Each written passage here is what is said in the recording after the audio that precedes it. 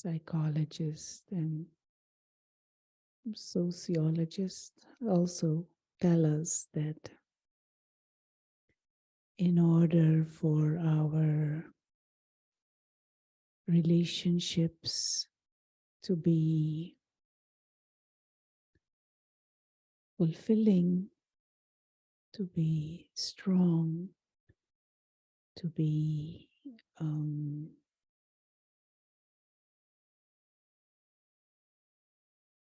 fulfilling is maybe the word, to be loving, there needs to be the ability to be vulnerable, the ability to be transparent, you could say, which is quite an interesting thing because many of us actually spend most of our time trying to hide our weaknesses, trying to hide our flaws, trying to hide what we did wrong, and we might even lie or pretend that I didn't do certain things, or that I didn't say certain things, or that it didn't happen the way, and trying to prove ourselves right.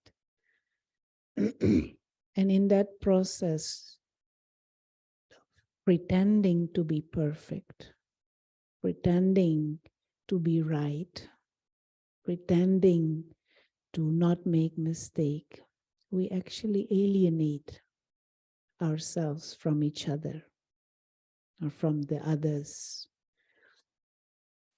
And so this is kind of an interesting psychological dynamics going on. On the one hand, we want to be close and because of that, we want to appear perfect and we want to appear virtuous. And because we want to appear perfect, we hide or deny or ignore our flaws and our mistakes or things that didn't go right. And in that process, we actually damage trust, damage love, damage the relationship or the interaction. But at the same time, the psychologist tells us to be able to be vulnerable, you need to have a strong sense of self-respect. And able to be vulnerable, you need a strong sense of self-worth. Now, how do we build that if we look at ourselves with all these flaws and mistakes and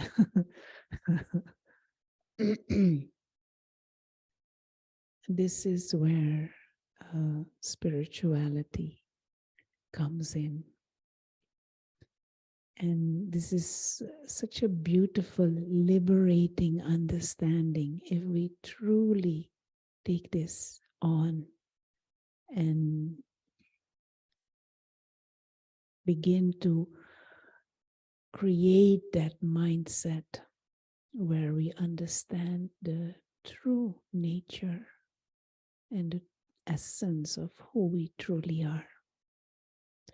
And spiritual knowledge, in essence, says this whole physical world is a temporary, changing, visible dimension, and it is like a theater where a play is going on. No, and so Rona is a character in that play. And there are 8 billion characters at the moment. And there is this big performance going on of this play called the human drama. But there is a non-physical dimension, an invisible dimension. And the one who is playing these parts, the actor, The invisible is invisible. The being, the invisible experiencer, the invisible player, the soul, comes from that non-physical, invisible dimension into the physical dimension to play this part of human life.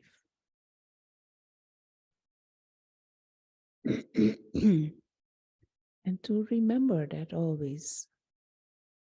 And the part may have different quality, different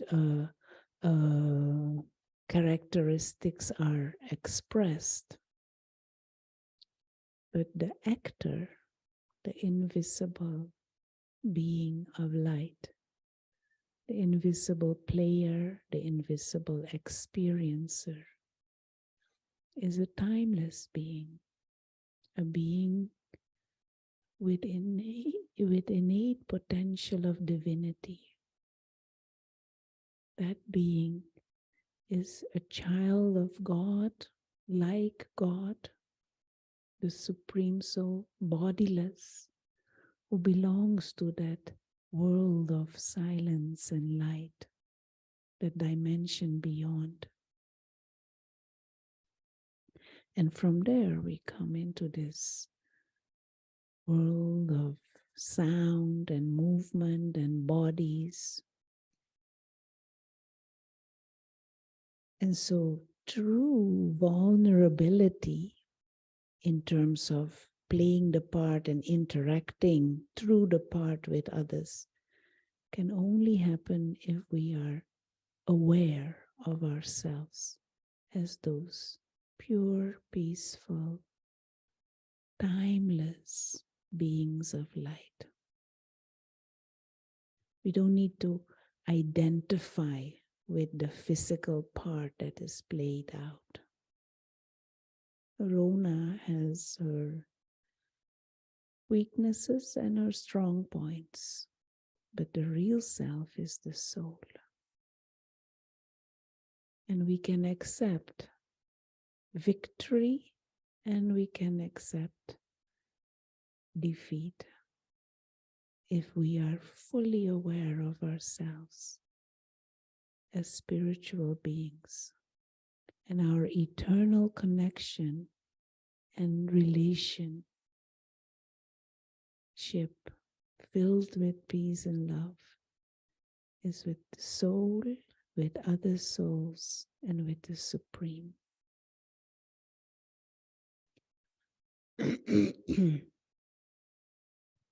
So let us take a few moments to grasp this subtle state of awareness and these subtle attitudes which are spiritual.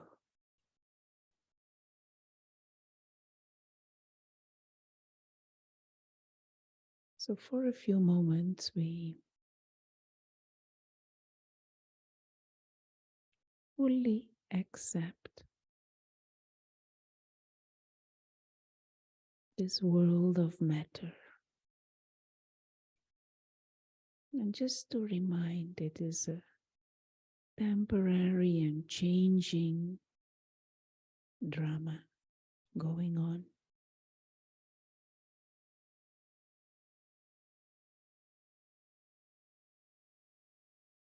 And we are just silent observers, as if step back. The invisible experiencer is a silent observer, even of this body.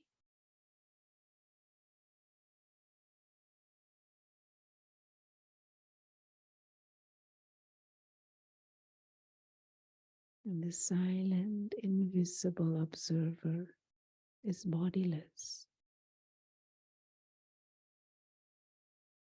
free from needs and desires,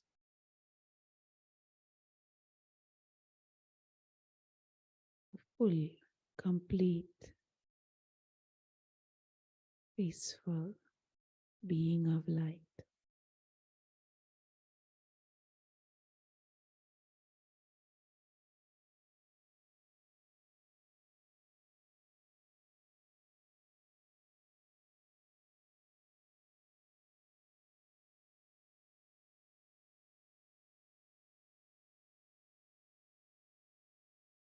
Just try and grasp a mind that lives in that awareness, in that spiritual paradigm.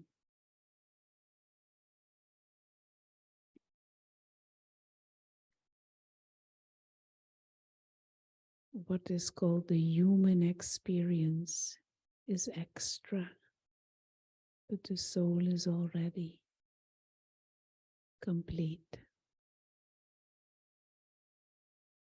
Need nothing to exist.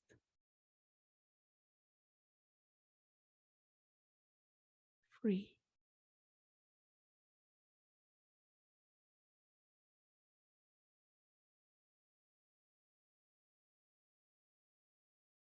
Belonging to this family of beings of light, belonging to the supreme, beings of benevolence,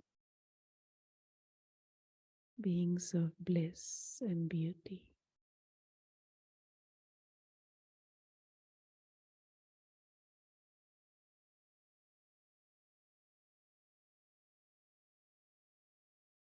And although it may appear so radical and so different from what generally is seen to be normal, but this is the spiritual truth, subtle but very real.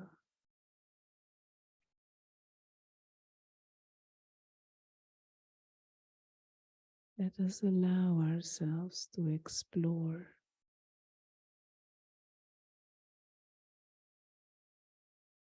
and perceive this spiritual paradigm.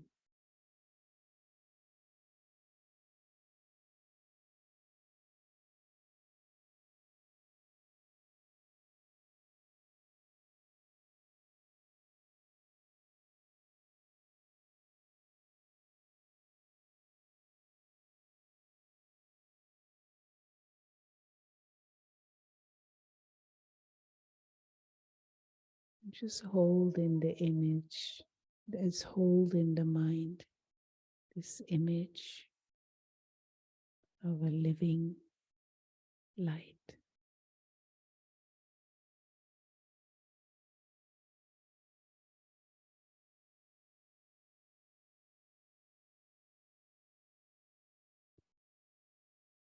Thank you.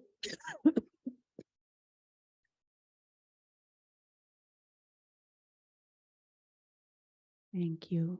And let the lights of the holiday season remind you of the invisible living lights.